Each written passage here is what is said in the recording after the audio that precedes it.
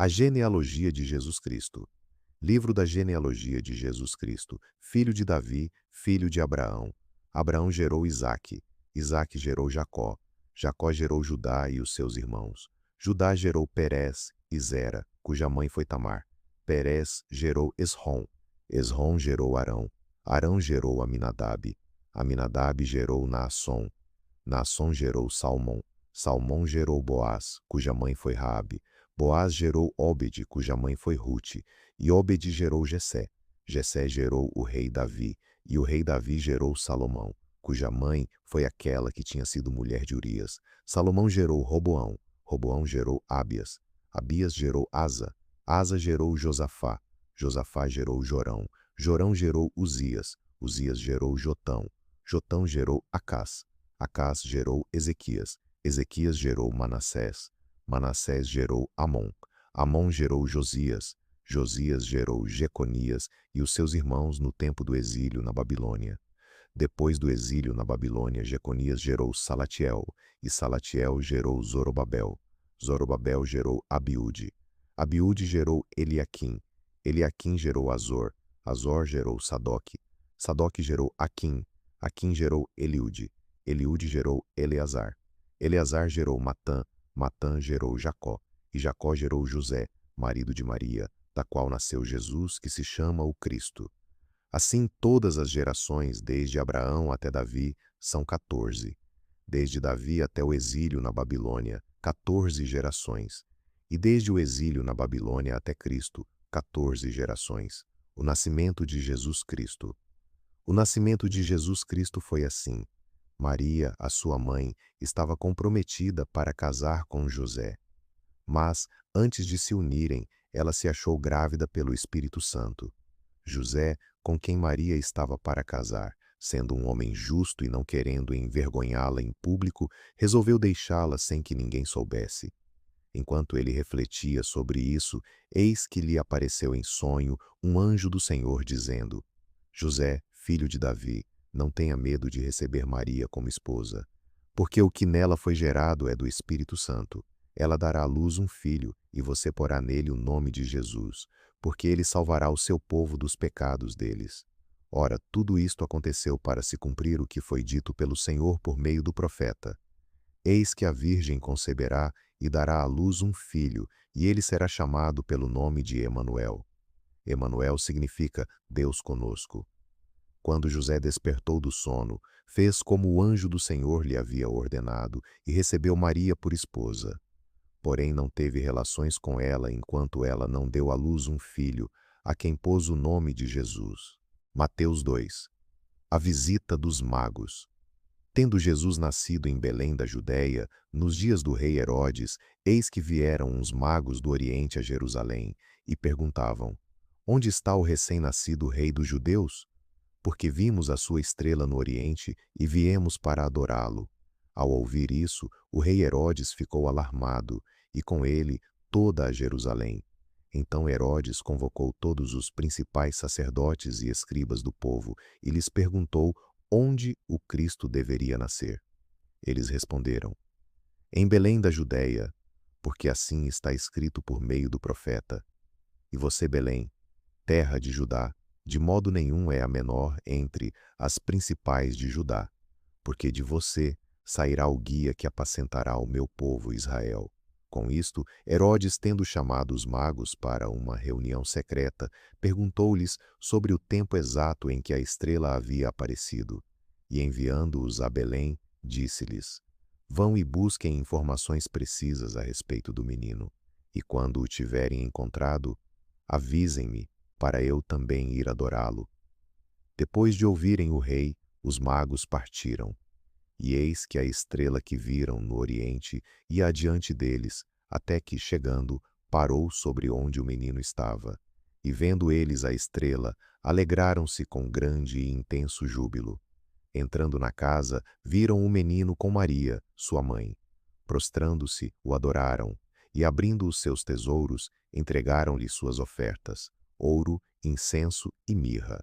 E tendo sido avisados por Deus em sonho para não voltarem à presença de Herodes, os magos seguiram por outro caminho para a sua terra, a fuga para o Egito.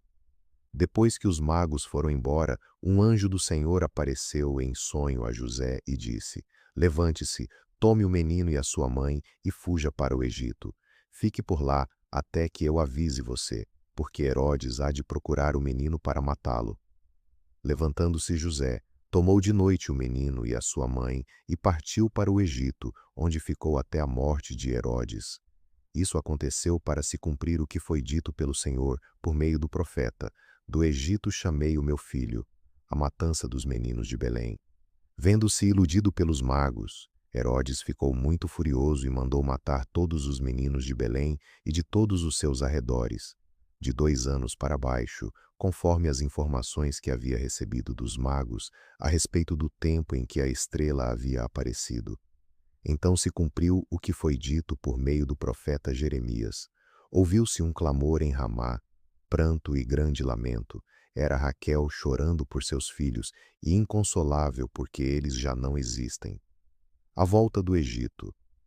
Depois da morte de Herodes, um anjo do Senhor apareceu em sonho a José, no Egito, e lhe disse: Levante-se, tome o menino e a sua mãe, e vá para a terra de Israel, porque os que queriam matar o menino já morreram. Levantando-se José, tomou o menino e a sua mãe, e voltou para a terra de Israel. Porém, ouvindo que Arquelau reinava na Judéia, em lugar de seu pai Herodes, teve medo de ir para lá. E tendo sido avisado por Deus em sonho, José foi para a região da Galileia e foi morar numa cidade chamada Nazaré, para se cumprir o que foi dito por meio dos profetas: ele será chamado Nazareno. Mateus 3. A pregação de João Batista. Naqueles dias apareceu João Batista pregando no deserto da Judéia. Ele dizia: Arrependam-se, porque está próximo o reino dos céus. Pois é a João que se refere o que foi dito por meio do profeta Isaías. Voz do que clama no deserto: preparem o caminho do Senhor, endireitem as suas veredas. João usava uma roupa feita de pelos de camelo e um cinto de couro. O seu alimento eram gafanhotos e mel silvestre. Então os moradores de Jerusalém, de toda a Judéia e de toda a região em volta do Jordão, iam até onde ele estava. E confessando os seus pecados, eram batizados por ele no rio Jordão. Quando João viu que muitos fariseus e saduceus vinham ao seu batismo, disse-lhes: Raça de víboras, quem deu a entender que vocês podem fugir da ira que está por vir?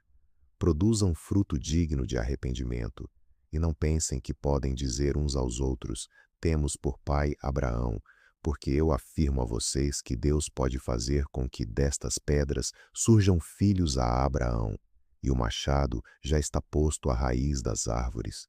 Portanto, toda árvore que não produz bom fruto é cortada e lançada ao fogo. Eu batizo vocês com água para arrependimento, mas aquele que vem depois de mim é mais poderoso do que eu, do qual não sou digno de carregar as sandálias. Ele os batizará com o Espírito Santo e com fogo. Ele tem a pá em suas mãos, limpará a sua eira e recolherá o seu trigo no celeiro, porém queimará a palha num fogo que nunca se apaga. O batismo de Jesus. Por esse tempo Jesus foi da Galileia para o rio Jordão, a fim de que João o batizasse. João, porém, quis convencê-lo a mudar de ideia, dizendo: Eu é que preciso ser batizado por você, e é você que vem a mim? Mas Jesus respondeu: Deixe por enquanto, porque assim nos convém cumprir toda a justiça. Então ele concordou. Depois de batizado, Jesus logo saiu da água. E eis que os céus se abriram, e ele viu o Espírito de Deus descendo como pomba, vindo sobre ele. E eis que uma voz dos céus dizia: Este é o meu Filho amado, em quem me agrado. Mateus 4. A tentação de Jesus. A seguir, Jesus foi levado pelo Espírito ao deserto para ser tentado pelo diabo. E depois de jejuar 40 dias e 40 noites, teve fome. Então o tentador, aproximando-se, disse a Jesus: Se você é o Filho de Deus, mande que estas pedras se transformem em pães.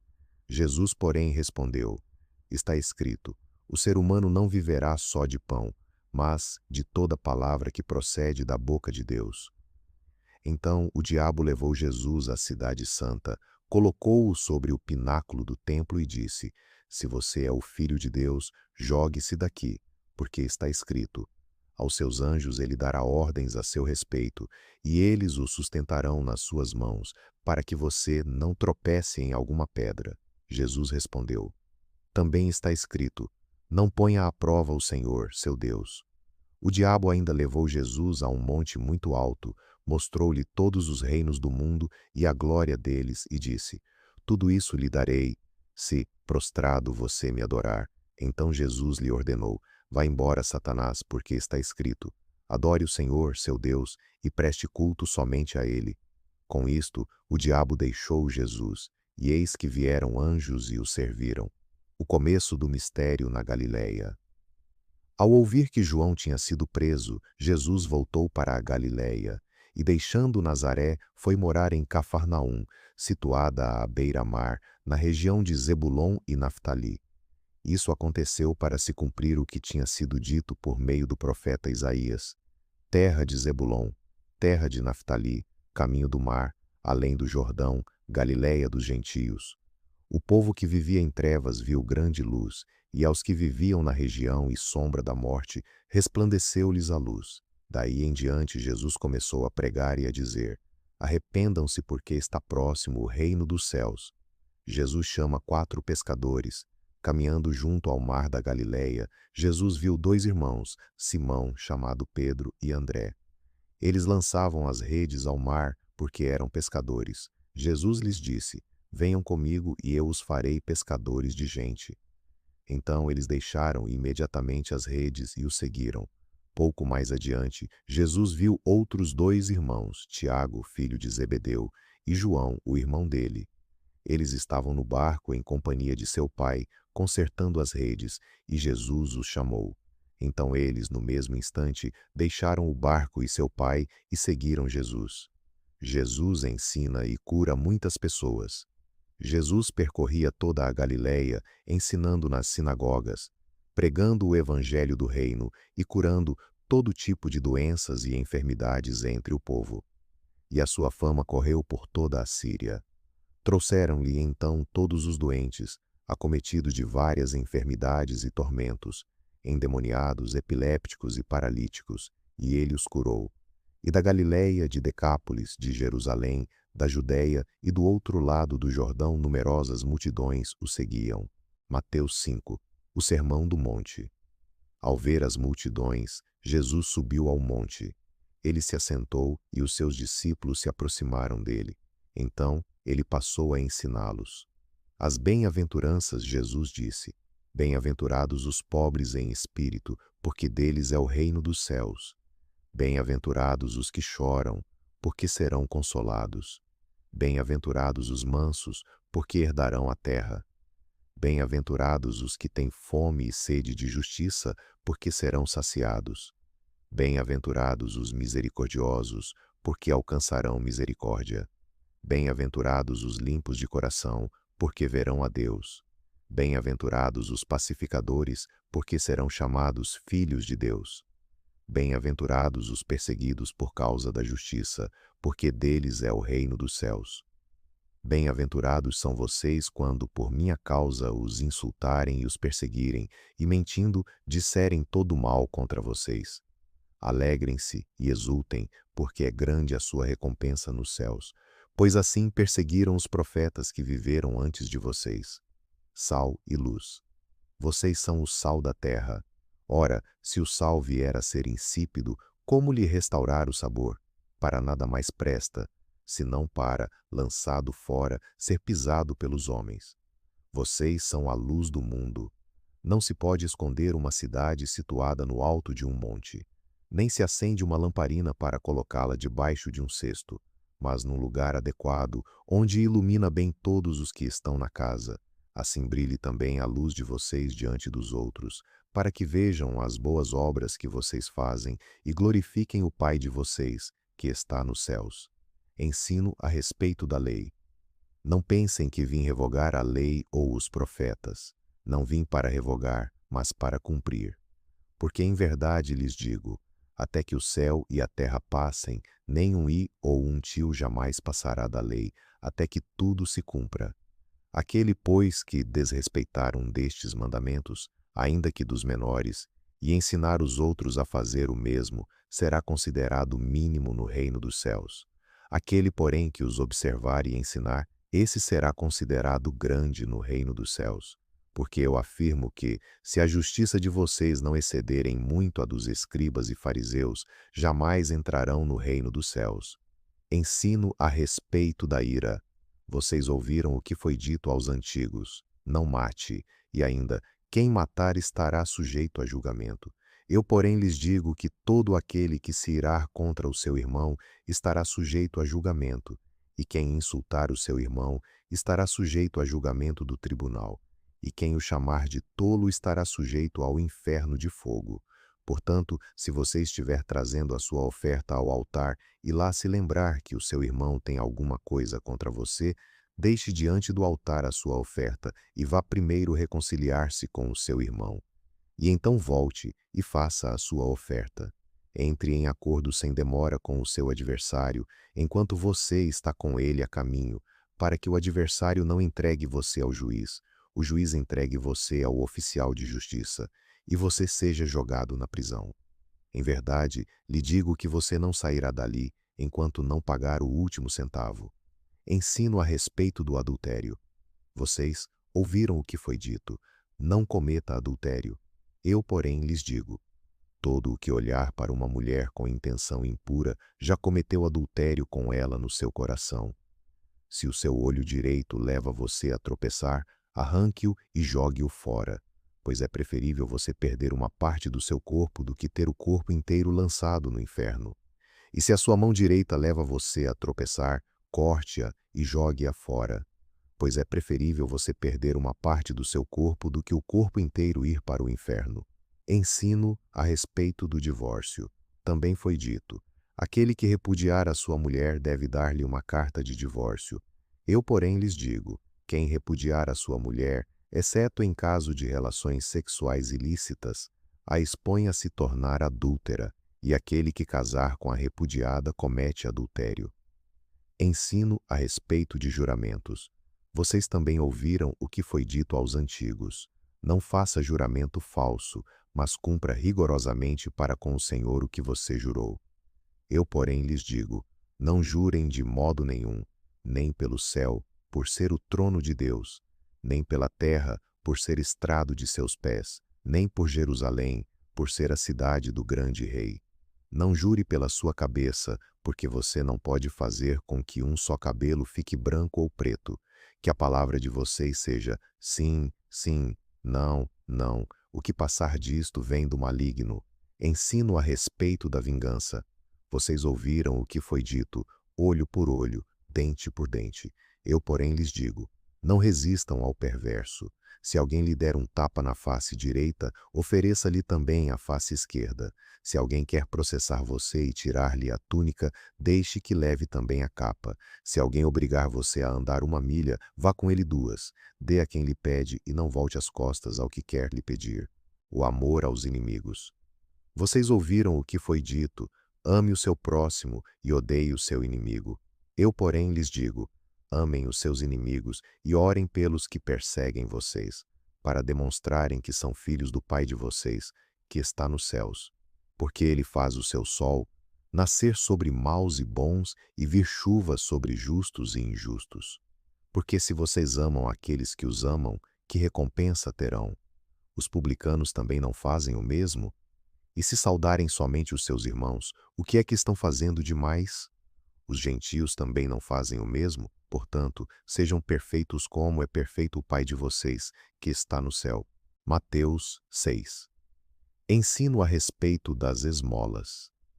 Evitem praticar as suas obras de justiça diante dos outros, para serem vistos por eles, porque sendo assim, vocês já não terão nenhuma recompensa junto do Pai de vocês, que está nos céus. Quando, pois, você der esmola, não fique tocando trombeta nas sinagogas e nas ruas, como fazem os hipócritas, para serem elogiados pelos outros.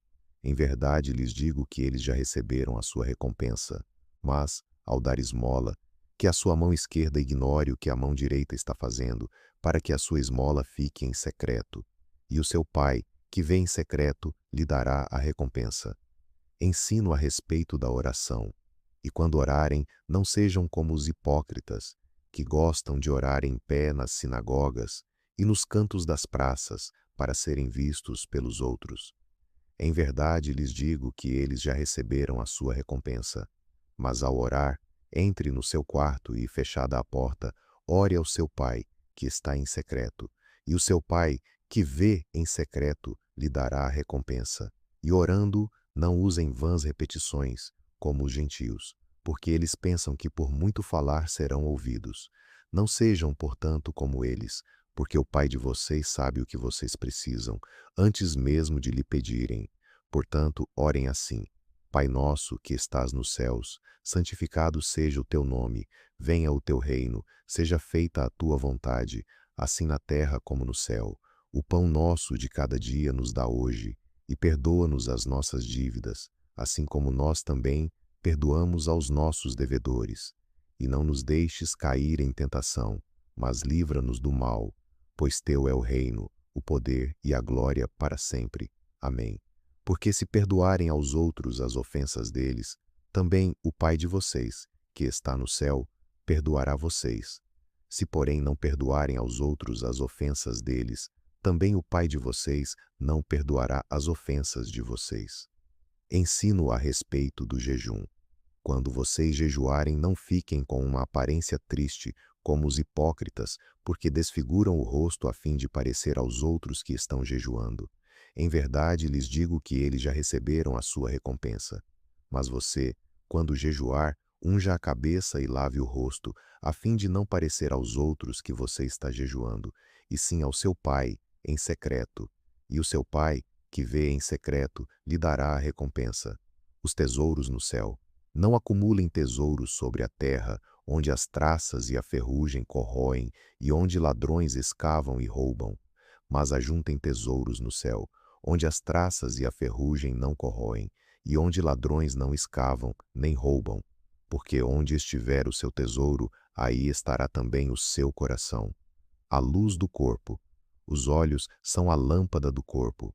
Se os seus olhos forem bons, todo o seu corpo será cheio de luz. Se, porém, os seus olhos forem maus, todo o seu corpo estará em trevas. Portanto, se a luz que existe em você são trevas, que grandes trevas serão. Os dois senhores. Ninguém pode servir a dois senhores, porque ou irá odiar um e amar o outro, ou irá se dedicar a um e desprezar o outro. Vocês não podem servir a Deus e às riquezas. As preocupações. Por isso digo a vocês, não se preocupem com a sua vida quanto ao que irão comer ou beber, nem com o corpo quanto ao que irão vestir. Não é a vida mais do que o alimento, e não é o corpo mais do que as roupas? Observem as aves do céu, que não semeiam, não colhem, nem ajuntam em celeiros. No entanto, o Pai de vocês que está no céu as sustenta. Será que vocês não valem muito mais do que as aves? Quem de vocês, por mais que se preocupe, pode acrescentar um côvado ao curso da sua vida? E por que se preocupam com o que vão vestir? Observem como crescem os lírios do campo. Eles não trabalham, nem fiam. Eu, porém, afirmo a vocês que nem Salomão, em toda a sua glória, se vestiu como qualquer deles. Ora, se Deus veste assim a erva do campo, que hoje existe e amanhã é lançada no forno, não fará muito mais por vocês, homens de pequena fé? Portanto, não se preocupem dizendo: que comeremos, que beberemos, ou com que nos vestiremos? Porque os gentios é que procuram todas estas coisas. O Pai de vocês, que está no céu, sabe que vocês precisam de todas elas. Mas busquem em primeiro lugar o reino de Deus e a sua justiça, e todas estas coisas lhes serão acrescentadas. Portanto, não se preocupem com o dia de amanhã, pois o amanhã trará os seus cuidados, basta ao dia o seu próprio mal.